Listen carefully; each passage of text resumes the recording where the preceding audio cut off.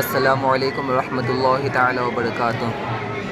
الحمدللہ رب العالمین والصلاة والسلام علی سید المرسلین، اما بعد فاعوذ باللہ من الشیطان الرجیم، بسم اللہ الرحمن الرحیم۔ الحمدللہ رب العالمین، اللہ عز و جل کا احسان عظیم ہے، اللہ تبارک و تعالیٰ کا شکر ہے کہ اللہ رب العالمین نے ہم گنہگاروں کو خواجہ کا فخر اندوستہ عطا رسول فلہین سرکار سیدنا خواجہ غریب نواز رضی اللہ تعالیٰ عنہ کے آستانے کی حاضری دینا نصیب فرمایا۔ اللہ رب العالمین ہم گنہگاروں کی حاضری کو اپنی بارگاہ میں قبول فرمائے۔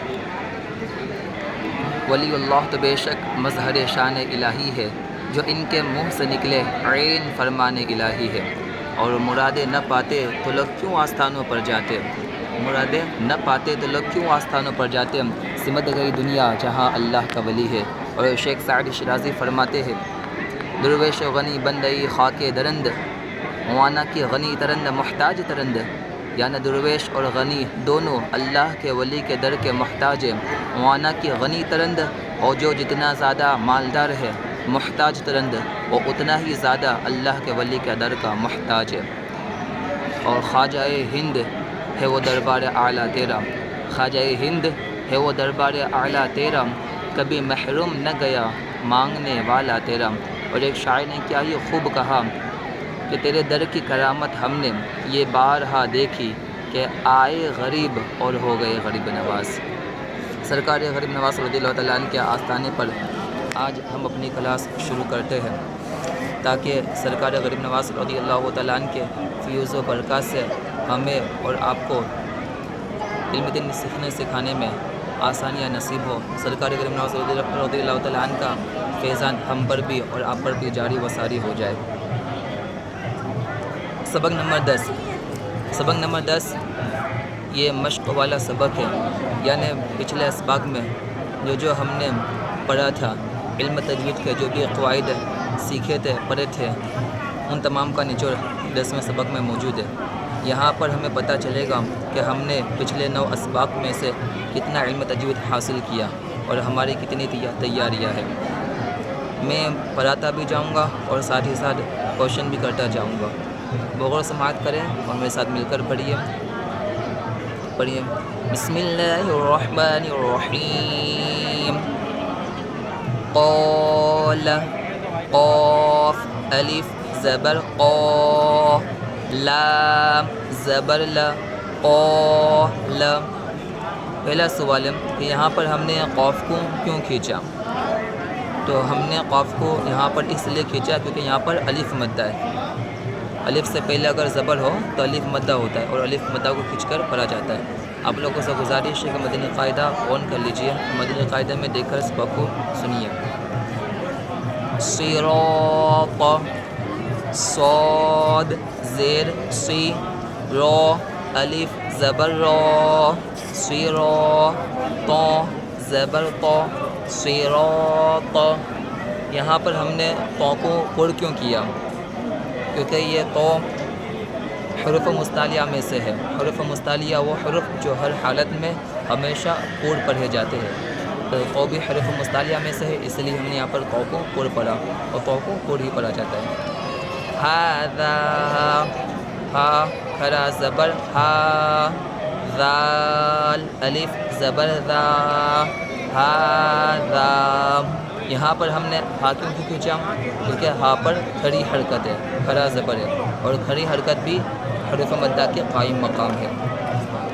ذالک، ذال کھڑا زبر ذا، لام زیر لی، ذالی، کاف زبر کا، ذالک، کانو، کاف الف زبر کا، نون واو پیش نو، کانو۔ آپ میں سے کوئی بتا سکتا ہے کہ یہاں پر کون سا مد ہو رہا ہے؟ جی، یہاں پر 2 مدہ ہے، ایک الف مدہ بھی ہے اور دوسرا واو مدہ بھی ہے۔ واو مدہ کی پہچان واو ساکن سے پہلے پیش ہو تو واو مدہ ہوگا۔ قالو، قاف الف زبر قا، لام واو پیش لو، قالو۔ لہو لام زبر لا، ہا الٹا پیش ہو، لہو، سوف، سین واو زبر سو، فا زبر فا، سوف. یہاں پر سوف میں سین کو ہم نے بغیر کھینچے پڑھا. کیوں؟ کیونکہ یہاں پر حرف لین ہے، واو لین ہے یہاں پر، اور حرف لین کو بغیر کھینچے بغیر جھٹکا دیے نرمی سے معروف پڑھا جاتا ہے. قول، قاف واو زبر قو، لام دو پیش لن، قول. یہاں پر بھی واو لین ہے. فی ہی، فا یا زیر فی، ہا زیر ہی، فی ہی. یہاں پر یا مدہ ہے. یا مدہ کی پہچان یا ساکن سے پہلے والے حرف کے نیچے زیر ہو تو یا مدہ ہوگا. نو ہی، نون واو پیش نو، ہا یا زیر حی، نو حی، ہا زیر ہی، نو حی ہی. یہاں پر بھی دو حروف مدات ہیں، ایک واو مدہ بھی ہے اور یہاں پر دوسرا مد ہے یا مدہ. بی ہی، با زیر بی، ہا کرا زیر ہی، بی ہی. ہم نے یہاں پر با کیوں نہ کھینچ کر پڑھا؟ بغیر کھینچے ہم نے با کو کیوں پڑھا؟ ہم نے یہاں پر با کیوں نہ کھینچ کر پڑھا؟ بغیر کھینچے ہم نے با کو کیوں پڑھا؟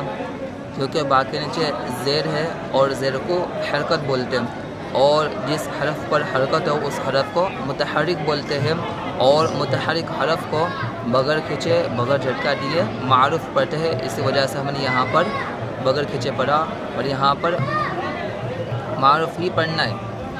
متحرک کو معروف ہی پڑھا جاتا ہے، اور معروف کا اپوزٹ ہے مجہول، یعنی بھی ہی یہاں پر پڑھنا ہے. اگر کسی نے مجہول پڑھ دیا یعنی کہ بے ہی پڑھ دیا، بے ہی، تو غلط ہو جائے گا، بلکہ کیا ہے بی ہی. آخری لائن لیسا، لام یا زبر لی، سین زبر سا، لیسا. بین، با یا زبر بی، نون زبر نا، بین. عذابا، عین زبر عو، ذال الف زبر ذا، عذا. با دو زبر بن، عذابا. یہاں پر ہم نے با کی ہچے کرتے ہوئے الف کو ہم نے نہ پڑھا، الف کا نام ہم نے نہ لیا. کیوں نہ لیا؟ کیونکہ دو زبر کی تنوین کے ساتھ ساتھ کبھی کبھی الف اور واو آ جاتے ہیں، بٹ ہجے کرتے وقت ان کا نام نہیں لینا ہے. متاعن، میم زبر م، تا الف زبر تا، متا. عین دو زبر عن، متاعن. طغى، طا زبر طا، غین ہرا زبر غا، طغى. شکورا، شین زبر ش، کاف واو پیش کو، شکو. رو دو زبر رن، شکورن. یہاں پر بھی رو کے بعد الف ہے، بٹ ہجے کا تو الف کو نہیں پڑھنا، کیونکہ دو زبر کے ساتھ الف اور واو لکھے جاتے ہیں لیکن ہجے کا تو پڑھے نہیں جاتے. اور جس حرف پر تنوین ہو اس حرف کو منون کہا جاتا ہے. اللہ رب العالمین کی بارگاہ میں دعا گو ہوں کہ مجھے ناچز کے پڑھنے میں پڑھانے میں کسی بھی قسم کی غلطی ہے تو معاف فرمائے. اللہ تبارک و تعالیٰ سرکار غریب نواز رضی اللہ تعالیٰ عنہ کے صدق و طفل ہمارا پڑھنا پڑھانا سب اپنی بارگاہ میں قبول فرمائے. اس کی برکت سے اللہ رب العالمین غریب نواز کے صدق و طفل ہمارے گھروں سے اور تمام مسلمانوں کے گھروں سے تمام پریشانیوں کو، تکالیف کو، آفات کو، مصائب کو، تمام مصیبتوں کو دور فرمائے. آمین بجاہ نبی الکریم صلی اللہ تعالیٰ علیہ وآلہ وسلم. استغفر اللہ ربی من کل ذنب و خطیئتہ و اتوب الیہ. السلام علیکم و رحمۃ اللہ تعالیٰ وبرکاتہ.